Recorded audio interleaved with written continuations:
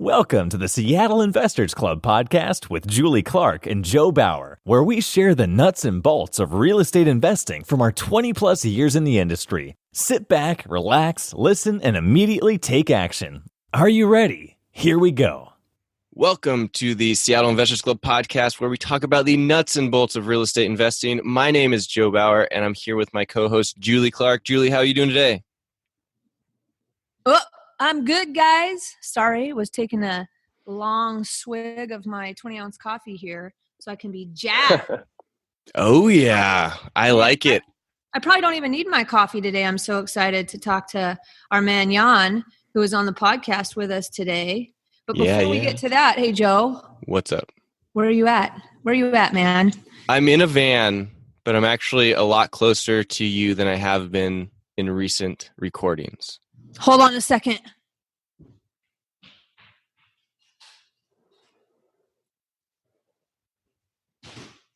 I just went outside to make sure you weren't in my driveway. Nope, not in your driveway. I'm down in Enumclaw, but headed off to Boise tomorrow morning. So I will be further away soon. Nice. Boise, are you going to park it in Boise? You guys, if you guys don't know it, Joe is on a year-long road trip with his girlfriend, Emily, and they are living out of a van, and it is so awesome that you guys can actually follow along. I think it's called the Fantastic Life. Do I got that right? Totally. Nailed it. And where can they, just to get this up and out of the way for these guys, because I know it's actually just as exciting as this podcast, the Fantastic Life, where do they see that? Facebook, Instagram. I even have a blog at thefantasticlife.com, but I haven't done a good job of updating it yet. It just takes so long to write blog posts when you got real estate businesses and all this podcasting to do. Heck yeah. Well, that's awesome. We're all living vicariously through Joe, guys. Yeah. But tell me more. Us Clark girls are actually getting out on the sticks this weekend. We are going camping out by Salmon-Lesac. And we don't know how many days we're going. I'm trying to be like Joe and leave it open-minded. Really? Yeah. Holy smokes. Yep. And we're not in a park. We're at, we sent a bunch of people up early. They're already up there, and they got like 6 campsites on the river in just some sweet spot before everybody else gets up there. But it's not a formal campground. So that's I thought you might be proud of me, Joe. I'm so proud. I can't wait to hear about it next week. I will fill you in. And unfortunately, the rest of you guys are going to have to hear about it too. we might have to have the girls on the podcast too to hear what they think about it. Oh my gosh. You know where they are this week? Sorry, Jan, we're sidetracked as we told you this might happen. My girls they're at the Seattle International Film Festival camp down in Rainier Beach at the Rainier Beach Performing Arts Center. This is so cool. It's a camp hosted by SIC, essentially, and they every day are making a movie with a group, directing, editing, the whole thing. And then on Friday, right before we head out of town, we're going to go have a screening of all the movies. How fun is that? That is so cool. I mean, I've said this before, but I want to hire them to do video for us. Heck yeah, that's right. No doubt. Well, they're available. I'll be their manager. Perfect. But enough of all that. Let's get to this guy, Jan, who probably has more creativity in his 2 fingers than you and I do in our whole bodies. Let's be honest with that. Probably right. Let's get to it. Hi, Jan. Hey, guys. How are you? We're good. Thanks for letting us chit-chat back and forth there. We just haven't seen each other for a little while, so we had to catch up. Absolutely. Yeah. Thanks for having me. I appreciate the opportunity. It's cool. I like what you guys are doing. Yeah. Well, where are you at today? Where are you at, Jan? I am working from home for the morning, and then have some obligations on a job site, and then doing an in-person meeting we typically meet at Seattle libraries. We grab a meeting room for my team that we do development work with. And we only need to meet once a week in person. So that works nicely. Get a nice kind of central spot. And so, yeah, I'm kind of popping around Seattle today. Sweet. Sweetness. Very Awesome. cool. Let's get to this, Joe. Let's learn some new information about our buddy Jan. Yeah, so if you guys don't know, Jan runs the awesome Facebook group called WA REI, and we've been a huge fan of him for some time now and are excited to get to know him a little bit better on this podcast. So let's jump right into this. And Jan, I would love to know more about your background, everything from like where you grew up to like what you think that process led you to where you are now and what inspired you to decide to jump into real estate investing. Okay. Yeah. So background. I was born in a small town in Poland, and I actually was though. I was born in a town near Katowice in the south of Poland, and I lived there for the first 7 years of my life. And then my father was doing kind of international trade. He was always in between Seattle and New York and LA and Poland, Germany, and so eventually he just moved us up. So we moved up to the States when I was 7 and lived in LA for a bit. And then I've been in the Seattle, Tacoma area ever since. So the last 20 years, I've called this beautiful area home, and I love it. I still have tons of family sprinkled throughout Europe. I got 27 cousins, mostly in Poland and Germany and France. And so I do love to go back there and spend time with them. And, but definitely feel like Seattle is home base for me. And this is where I've,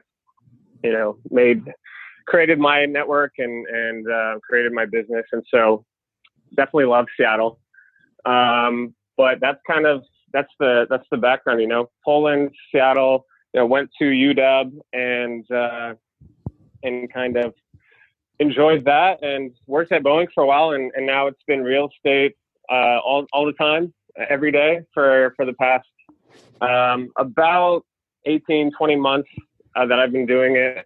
And I actually quit Boeing last March. So that was just a little over a year ago that I've been doing this full time, but I've been interested in it for, about the last 18 to 20 months. So it's been a wild journey. I love real estate investing, and I'm never looking back. This is it for me. So awesome. I have one thing to say though, after hearing your awesome background story, and that is go Cougs. Oh, that's right. You know go what? Cougs. If all my Cougs out of the house, give me a big whoop whoop. Thank you. That's all I'm saying. Sorry, Jan.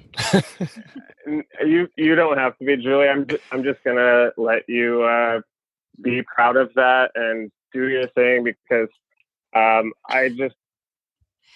gonna kick our butt in football anyway. Yeah, it's just like just look at the scoreboard. That's at the end of the day. That's what matters. So. No, actually, I'm kidding. I actually don't watch any sports. So people are like, "Oh, cool, Tussies." I'm like, I studied marketing and computer science. That was fun. I've always been I've never been a spectator. I've always been I love playing sports. I'll go out and play soccer or volleyball or, I go skimboard, surf. I was doing that this week in California. I love playing. I just never been interested in watching. So. Now we have something in common. Out of this entire podcast, we have something in common because guess what I used to do? And I grew up doing it major, skimboarding. I'm trying to get really? I actually live on the beach out here in North Beach. Like I could probably throw a rock off my deck and hit the beach down here, around the corner from Gardens. Yeah. You should come over this summer. If we're around when Joe's in town, and we'll bust out the skimboards and we're going to teach my kids how to skimboard. It's about time. We have a big fat beach out here. I love it. I had no idea. That's great. It's not a big sport, but we've been doing it my brothers and I have been skimboarding for 10 years. My friends started a company down in Dash Point State Park in Federal Way, Dashboards, that I'm a big supporter of, and they've taken it global. Yeah, it's flatland, but I'm also trying to get into the OG skimboarding, right, where you go out to the waves. That's fun too. So, a little bit of both. Dang. But that sounds great. Yeah, let's do that. Have this podcast is worth it because we just made a major connection that we didn't even know that we had. You might. I love it. I might make you wear like Coug swim shorts or something like that. Awesome. Yeah. Well, ask you. So you went to UW. You studied marketing and computer science, and then you went to work at Boeing. What did you do at Boeing? So at Boeing, I got a really awesome, unique opportunity to be a part of this rotational program after I graduated college that was called Business Career Foundation Program.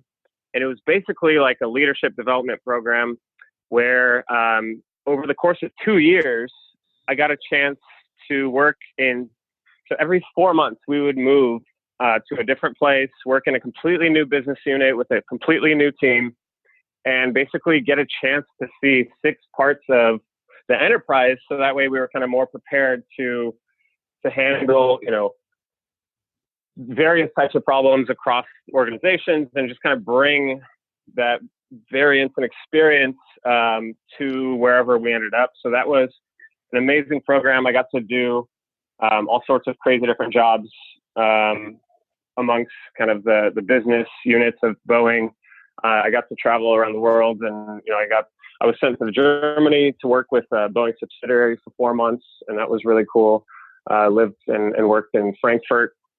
Got a chance to support big sales campaigns in Vietnam and South Korea, Taiwan. Wow. And yeah, it was just in general an awesome program. And after that 2 years finished up, I ended up working in airplane sales and contracts. So basically drafting and supporting the negotiation of contracts to purchase lots of airplanes. And then we would also be responsible for actually delivering the airplanes. So wow, that was fascinating too. And it's a sexy product. It's this massive thing that, you get to be a small part of. And it was definitely a very cool job. I never was I saw friends there that were crushing it. And, there was some other thing internally driving them that I wasn't feeling. Like they were just excited about the general subject and about the atmosphere. And, like some of them were pilots and they just like loved aviation. And I was like, this is fascinating for sure. I'm really thankful to be here, but I'm just not as driven as some of these other folks because frankly, I just don't care, right, as much.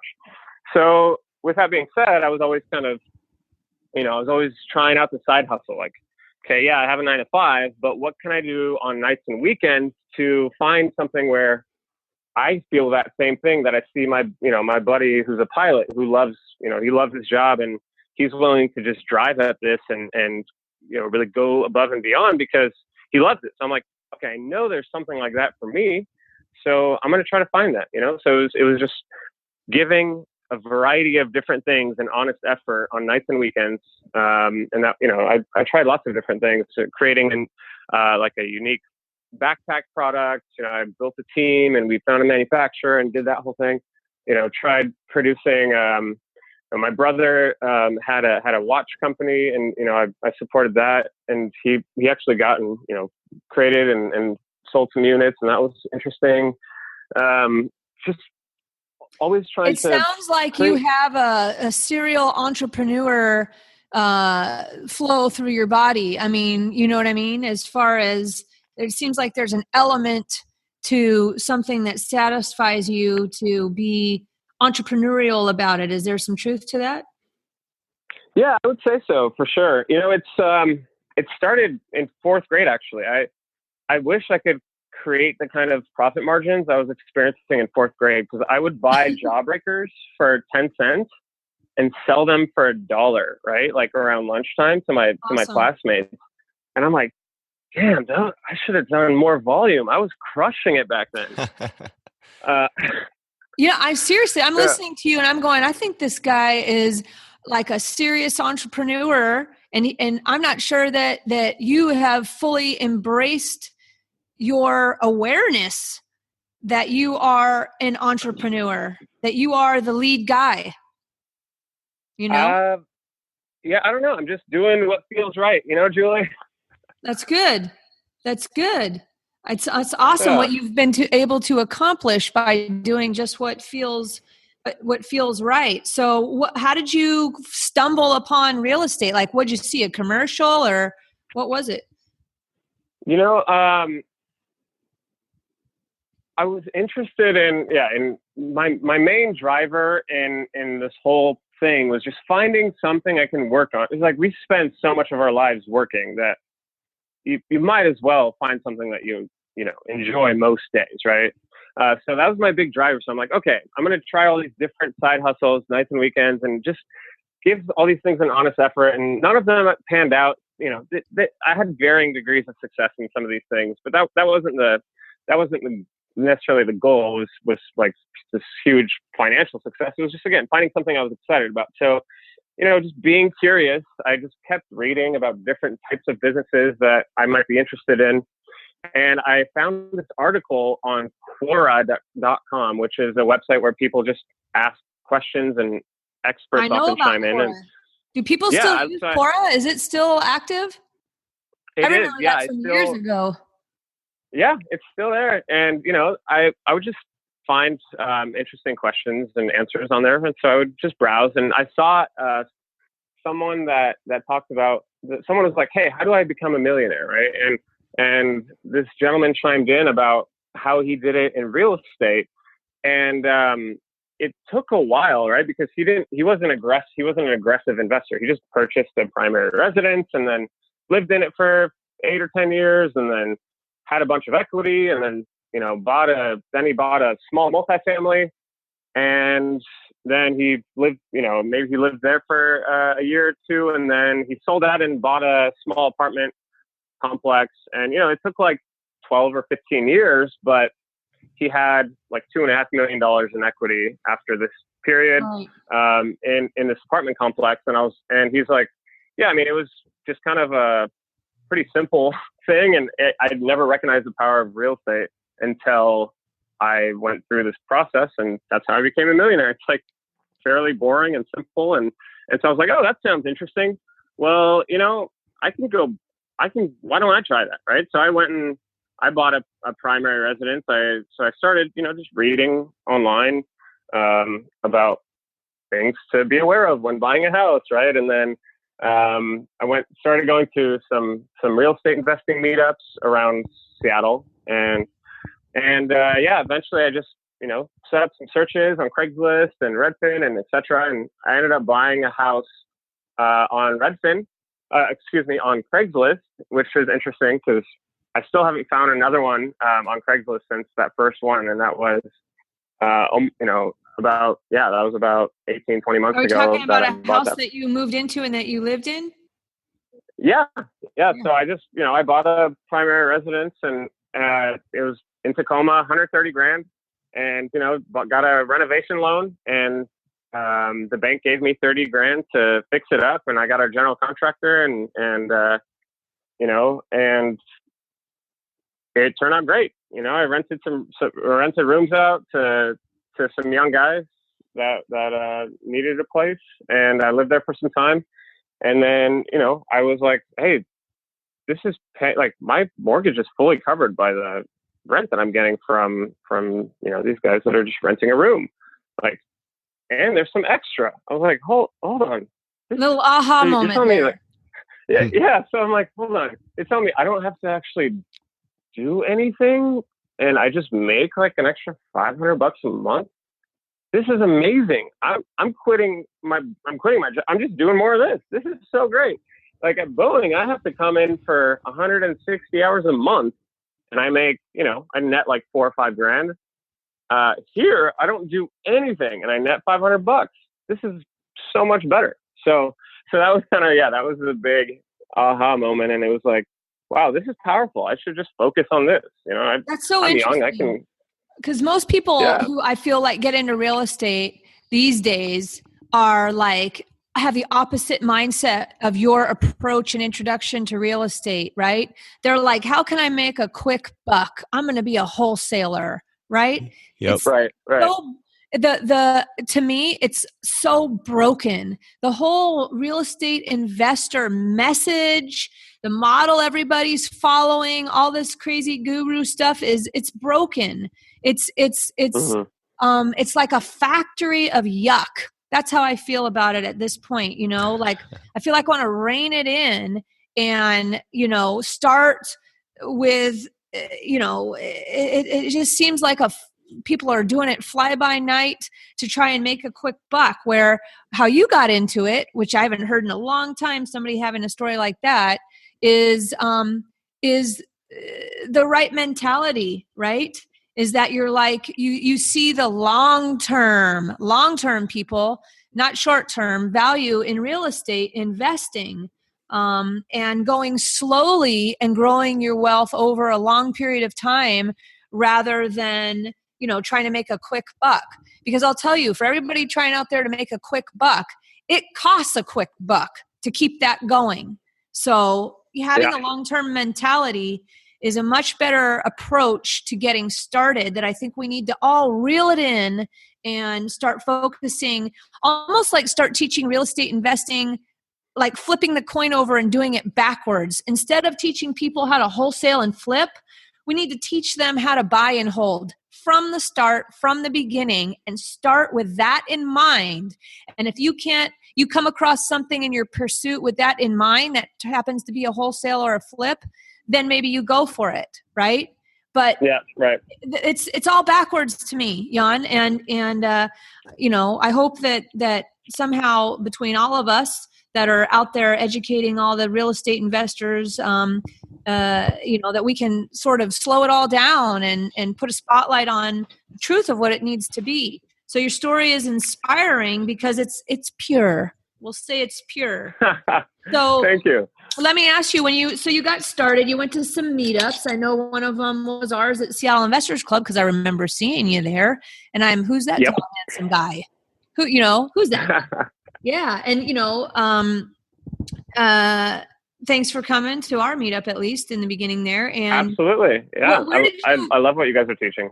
I appreciate that. Where else do you get information from these days, right? We're going to talk about WA REI, which is Washington Real Estate Investing, your own awesome venue for helping investors and staying plugged into what's current. But aside from that, because we're going to highlight that in a minute, where do you like to get information these days? Yeah, sure. So,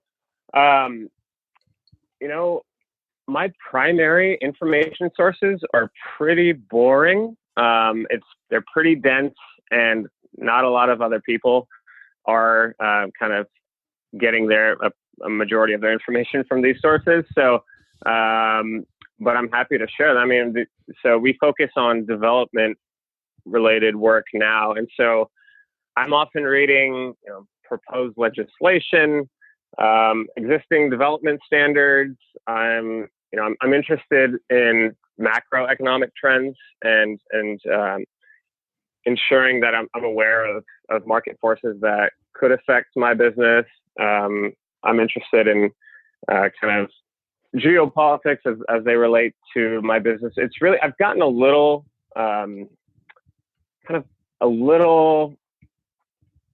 I don't want to say like completely blind to anything else, but I'm very interested in real estate investing. And so I do a lot of research on things that could affect our industry, but I'm just not very interested or focused on things that I know are completely unrelated or don't have an effect. Gotcha. So your business model right now is to be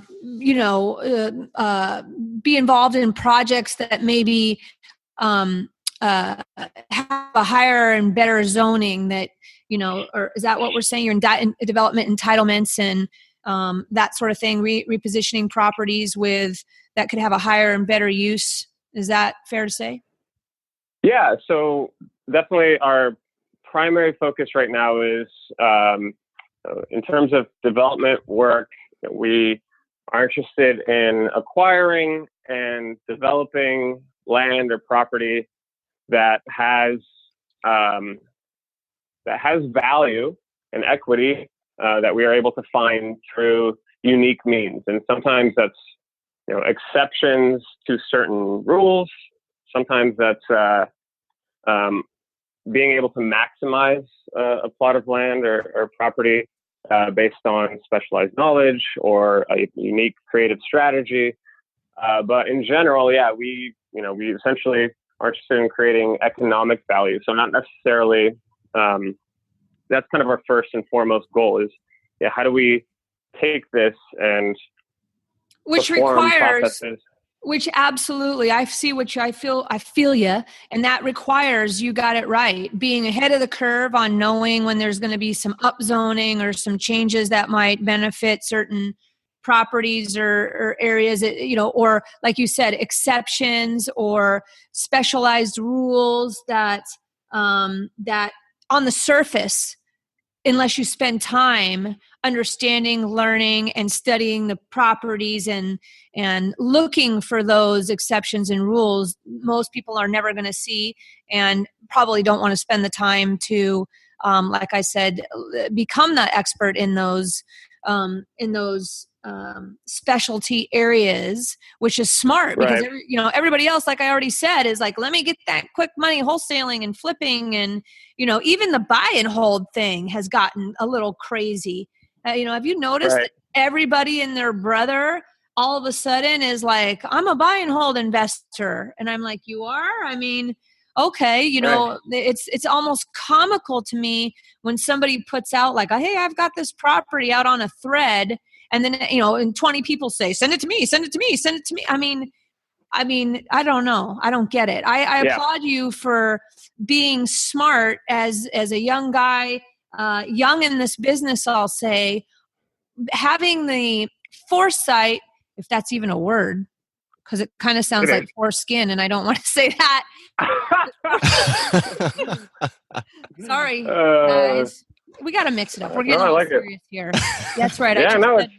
I just said foreskin, and I'm not really sure. Now I'm so embarrassed that I was thinking foreskin instead of foresight that I'm throwing myself off here. But anyways, narrowing in on a niche that's the whole, not that everybody's focusing on is spectacularly awesome.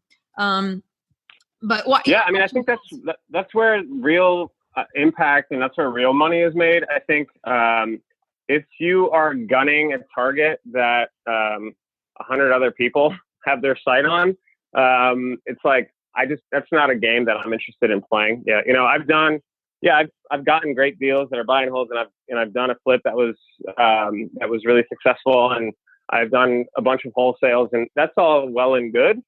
But there's a lot of competition for all that stuff, especially in a market like today, where, Seattle is absolutely insane with development and growth, and everyone, like you said, everyone and their mother thinks they can get a piece of it, and they can in a market like this.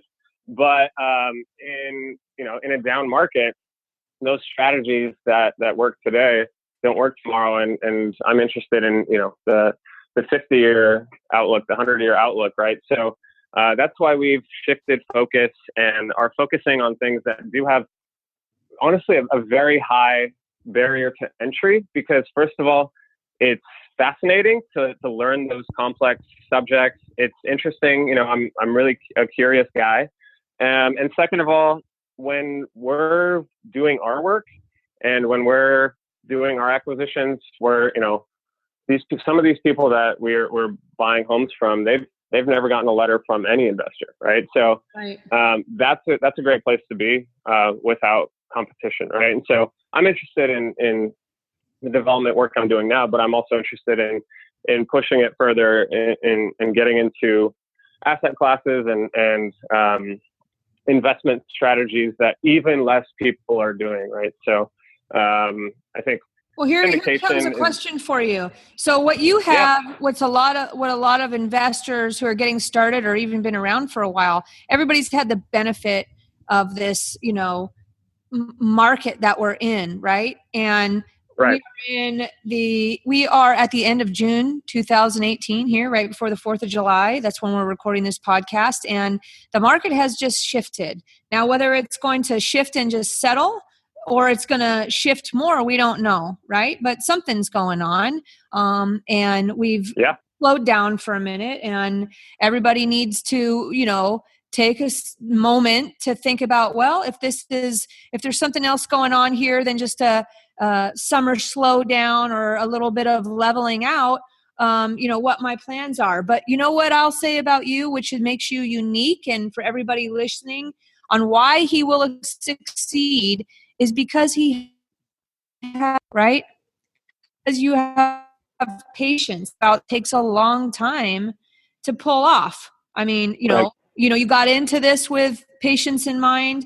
You're now working in a real estate that has big payoff if you can be patient. So I give you props for not being, somebody who's jumping in to make a quick buck. And I wish there were more of you out there. There probably will be as things change around here. But let's shift for a second, and let's talk about your baby, WA REI, Washington Real Estate Investing, which is your Facebook. What do we call it? Facebook forum? I don't know. I am not a tech person. Sure. Yeah. It's technically by Facebook, it's fine as just a Facebook group. So yeah, it's just a online community for real estate investors to connect and create value for each other. It's called, as you mentioned, WA REI, or if you want to find it in Facebook, it's you can type in the URL facebook.com/groups/WA REI, WAREI.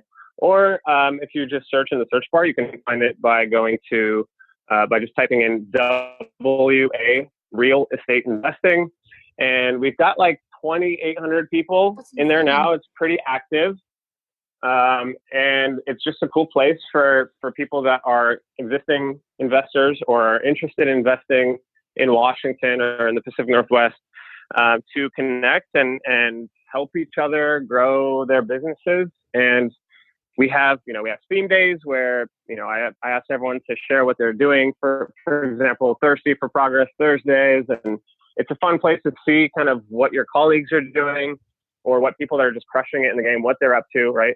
And it's a great place to network. And, if you need recommendations for anything, just hop on the Facebook group and ask away. And so that's why I created it, is just I actually kind of created it, it was just, again, what felt right. I was like, hey, I'm going to these meetups. I went and saw Joe and Julie, and I went to Tarl's meetup, and I went to like the Bigger Pockets unofficial meetup, and I'm like, all right, this is cool, but like, I have more questions, and I need a place so I can ask these questions to people, like online. And not everyone's on Bigger Pockets locally. So I'm like, all right, I'll make a Facebook page and just add the people that I met in person, and maybe they'll want to talk to me, So I did, and I just like added 20 people that I met in there, and I was like, hey, you guys want to talk about real estate? They're like, no, what is this Facebook group? Leave us alone. I'm like, wait, hold on. I thought this would be fun.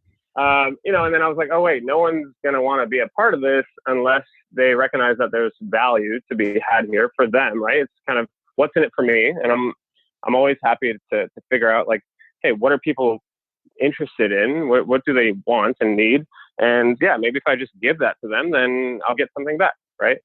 So yeah, I just started kind of thinking about, all right, well, how do I add some value? I can share things that I'm learning in my investing journey. I can highlight other successes, etc. And then maybe people will stick around and also add some value to the page. So that's what it's become. And now it's grown quite large from its humble beginnings about a year ago. But I've added some structure and had a ton of fun with it. So yeah, if you guys are anyone listening, more than welcome to join. Just answer our intro questions, and we'll get you added. So well, it's definitely undeniable. Your group came on the scene kind of out of nowhere, and what's awesome is that you guys can all hear this. This guy, he comes from a place of just genuine. There's no game to it. There's no intention behind it other than just pure intention of sharing information. There's no, that's how we started it. I think it's taken on it's probably, has it surprised you, Jan, on how popular and how much everybody, I think, honestly, we all have groups. We have a Seattle Investors Club has a page, and that's great. We all share different information. And Tarl Fixated on Real Estate, one of our buddies, we've had him on the podcast. He has his group. But undeniably, right now, yours is, I think, the most valuable.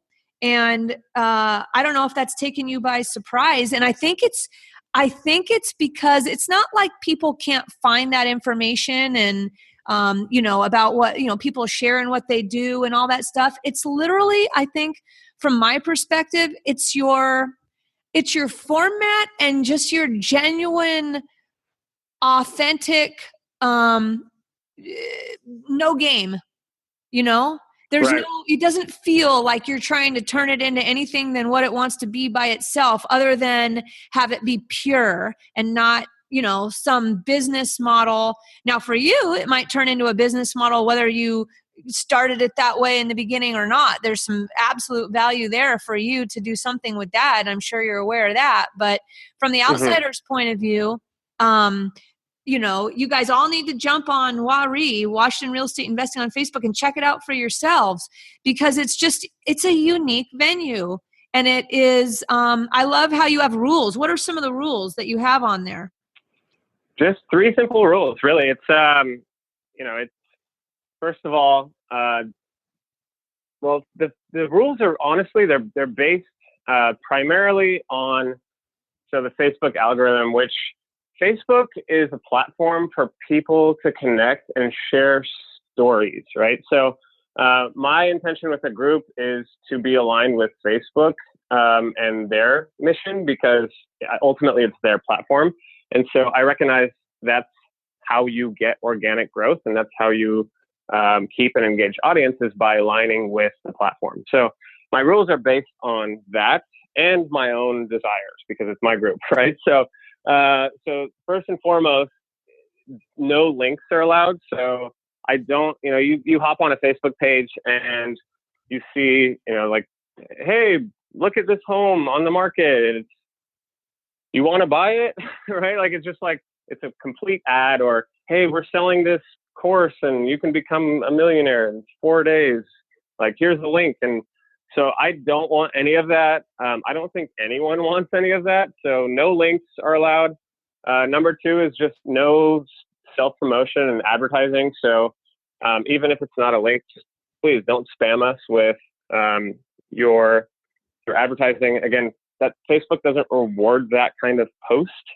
It rewards stories, right? So share stories with us. Tell us about what you've learned. Tell us about, like, what went wrong, what went great. Like, that's what people actually, videos and stuff like that. So there's no, it's just straight up story text. Is there, people love video. No, right? Totally. Yeah. It's about the central theme of sharing a story. So, I think so it's no, like, I asked for no links, no self-promotion or advertising, in terms of, like, if you just copy and paste your Facebook ad into a Facebook group, it's just not going to perform well. And number 3 is, don't be a dick, just, like, be respectful, be open, be honest.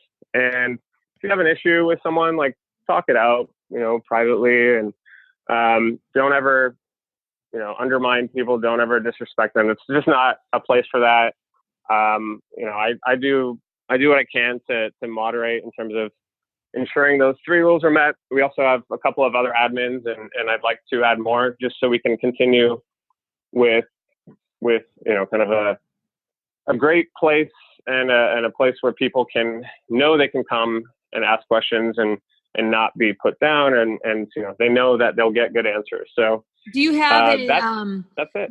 Do you, it is awesome. It's so pure, but do you have a sense of, like, what have been some of the most impactful stories, or, do you find that there's themes of what people are interested in talking about, or is it all kind of just a melting pot of information? Or can you see trends and topics, or can you see like, what kind of analytics, I guess, are you able to, or are you even looking at that, I guess is the question. Do you even look at that?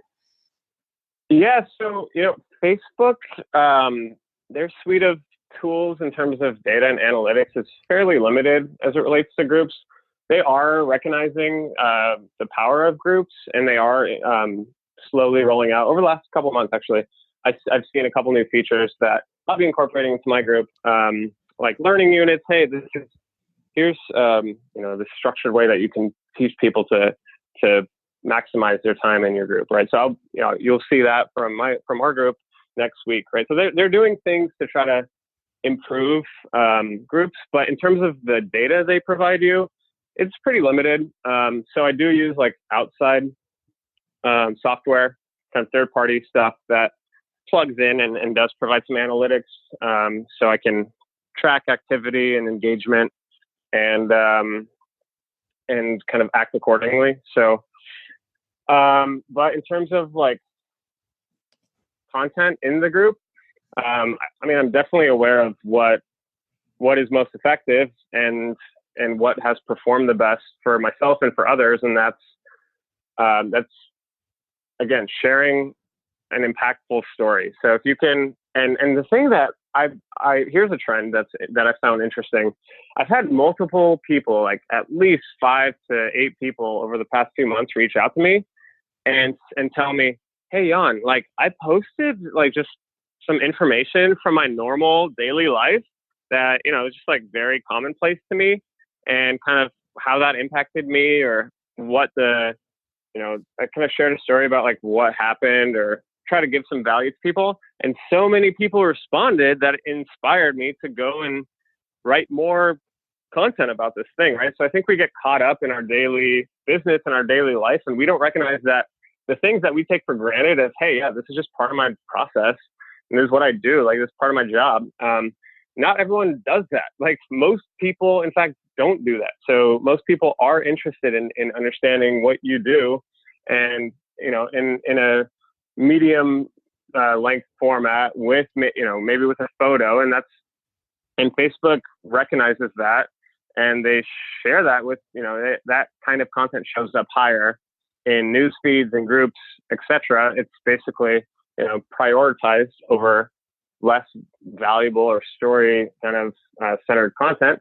And so that's kind of a trend that I've seen, is like, yeah, if you have a story, if you have something interesting, or you learned something, like just go and share that in a group that people have visibility to, and it will be rewarded, and you get a lot of you give a lot that way, but you also are able to connect with people that might see you as an expert now, because you were able to share that valuable content, and maybe you'll get business that way. So those are some of the kind of things I've noticed with Facebook groups. Cool. Man, seems like a full-time job. How much time do you have to spend on managing the group these days? I don't spend too much. I probably spend that's the thing. Like I'm a user of the group too, right? Like, yeah, I definitely manage it, but I also just like being there and seeing what people are talking about. So I'm probably in there for 30 to 60 minutes a day. Or I spend some kind of, about 36 minutes a day in either engaging in the group or planning for the group. So currently, I'll be working on creating some additional free resources for people. And then I'm starting to work on some paid content. So, I will be developing a course over the next 6 months or so, maybe shorter, where I will teach people on how to do the only thing that I'm an expert in, which is scaling quickly, right? I'm not an expert in development. I'm not an expert in wholesale. I'm not an expert in buy and hold, but I've done a little bit of all those things. And I've taken my real estate investing business in general from 0 to 100 fairly quickly. So that's what I will be discussing, right? Strategies to scale and grow quickly. And that will be probably the first paid content that I will have on the website. And I'm deciding to do that because I asked people what they might be interested in learning about, and if it was a course, and that was the answer. So it was, fairly organic, and I enjoy kind of sharing what I have and what I've learned. And so this will give me an opportunity to kind of structure that and make it a really valuable thing for people where, I have experts chime in, I have video trainings, I have in person, and, a special Facebook group for people that want to be a part of this group. And so that's kind of the next step in actually monetizing the group directly. But it will be a very much so, hey, I have this thing, feel free to take a look. But if not, feel free to enjoy the free content. I will always produce tons of great content for you guys and try to make this place helpful for you, regardless of whether you pay or not. So speaking of time management and all that stuff, what do you have any a time management system that you use for yourself at all in regards to having a balanced life? You know what? I'm actually I'm not great at time management. So it's really just like, yeah, see, I love the honesty. This is the whole thing about you, man, is that, some people say, oh yeah, this and that, but you're like, nope, I'm not that good at that. I love it. Yeah. I mean, I know what my strengths are, like I know what I'm good at, and I rely on others to support the things that I suck at. And so, in terms of time management for myself, like, yeah, I try, I do my best, but it's still not very good. But yeah, I use Google Calendar. I use a yellow piece of notebook paper, where I write out my daily to-do list. Cause even with all the technology that's available these days and all the cool apps and things you can do, there's just nothing like physically crossing off an item on your to-do list, with a big black marker. Like, yes, I did that thing, and so. Hey, I feel you. I feel you. That's the extent of my time management tools is a calendar and a yellow sheet of paper. That's hilarious. I think that's awesome, and more power to you. I think anybody can do anything they want if they just, do it. If you, consistently, I guess I would say, right? So let me jump into your creative side. So I see on WA REI, I see you posting photos and things like that of how you just ooze. If you guys ever meet Jan, you'll see he oozes creativity. Just looking at the guy, he looks like he's a creative guy. He's a marketing major. He's just, and here you are. What is this thing you're doing with all this pop art? Are you putting those in rentals? I mean, what the heck are you doing? Yeah. So thank you for that. That is very nice of you to say, first of all. I think, that's one of my strengths is like creativity and creative problem solving. And I love that real estate investing allows me kind of a platform to utilize that strength. And that's like, I think the most critical thing in finding something you like is, okay, something that utilizes your strength. So that was a, starting point for me is like, okay, well, I like creativity. I like creative problem solving. I like facilitation. I like sales, marketing related stuff.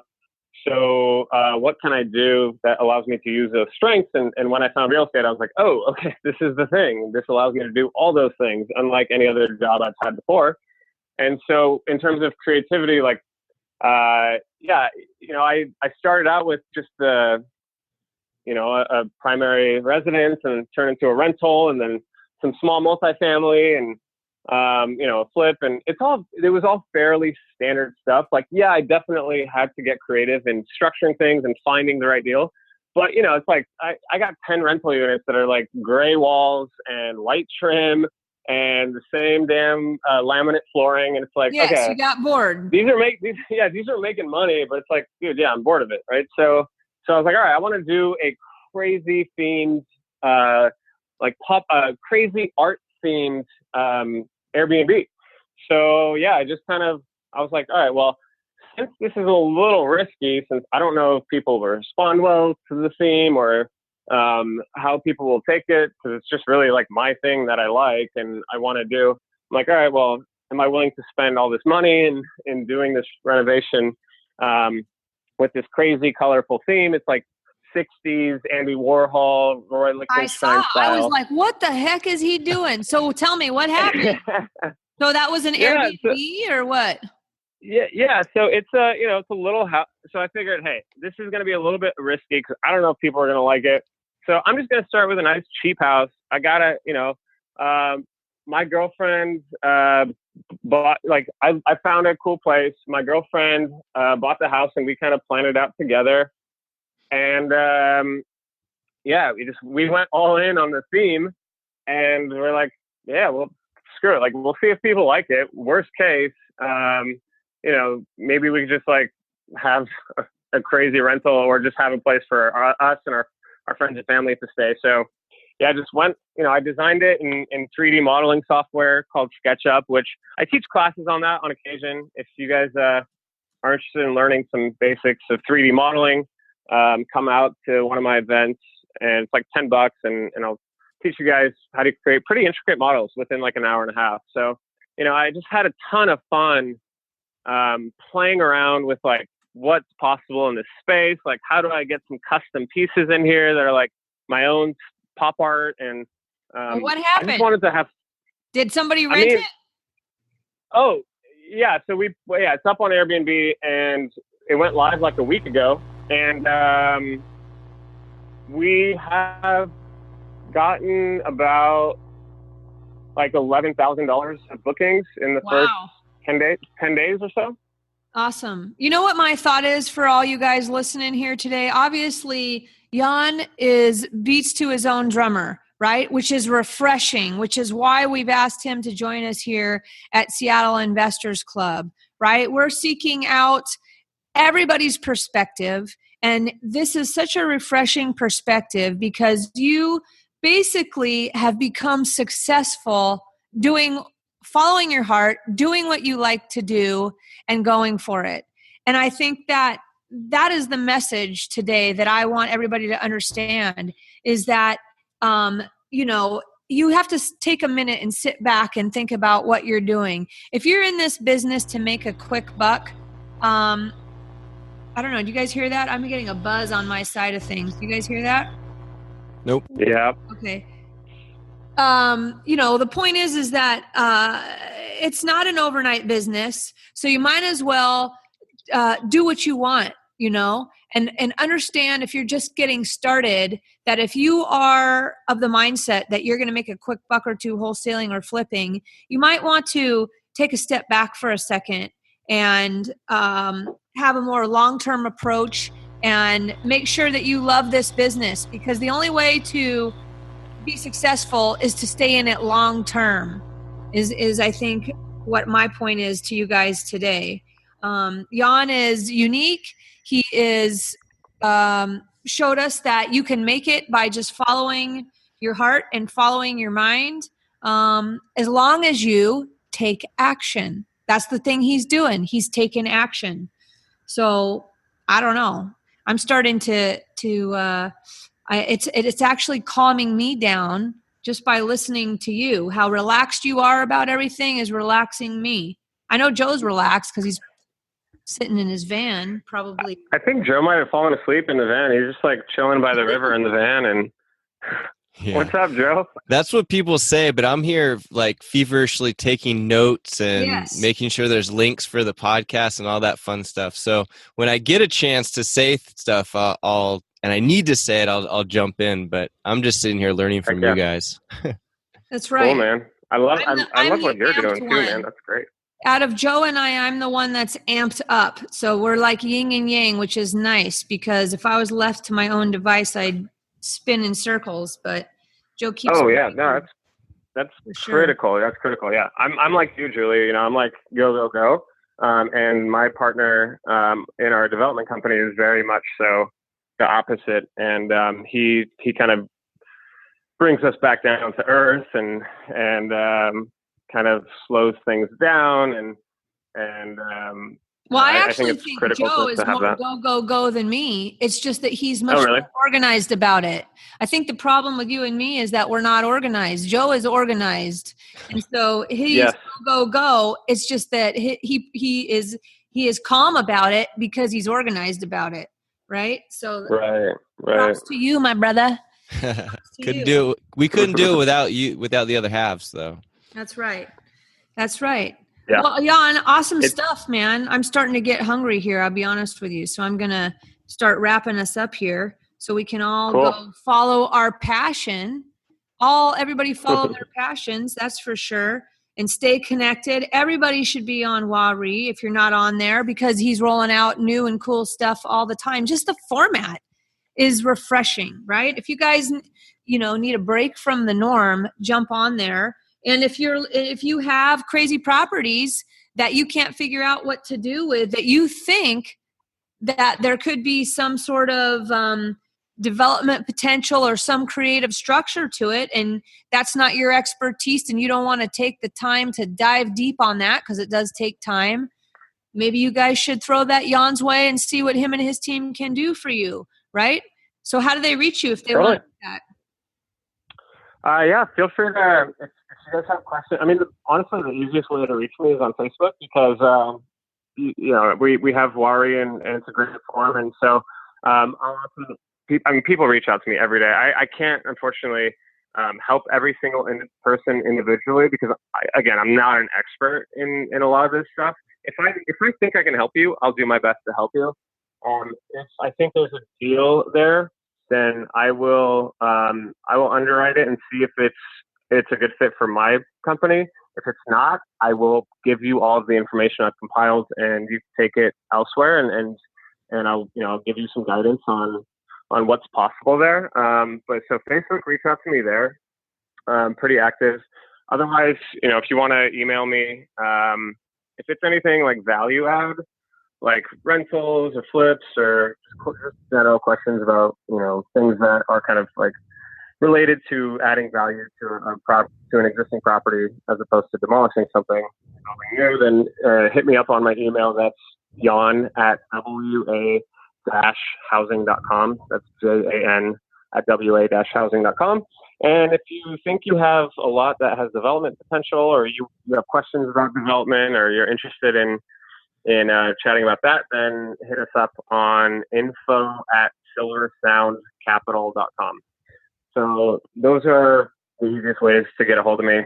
I'm happy to help where I can, and if I can't help, then I know a lot of people, and I'll be sure to point you in the right direction. Well, we're excited to see what happens with WA REI and what your next moves are there. I don't even want to call them moves. We're just excited to see where it goes and what kind of stuff that you roll out. And thanks for letting us be a part of your journey. And other than that, that's all I got for today. Yeah. Cool. Last thing to wrap us up, guys, is that if you would like to get the show notes, if you're driving right now and you need to get the show notes at a later time or whatever, you want to read what we've all been talking about for the last hour, go to seattleinvestorsclub.com/39. That's seattleinvestorsclub.com/39. And remember that we love iTunes reviews, and you can do so by going to seattleinvestorsclub.com/iTunes. So, guys, I really appreciate it, and I hope that you all have a great day. Over and out. Heck yeah. Thanks, guys. Thank you. Thanks for listening to the Seattle Investors Club podcast. If you have questions that you'd like to have answered on the show, shoot us an email at info@seattleinvestorsclub.com. Now go out, take that action, and build that real estate business. Thanks for listening.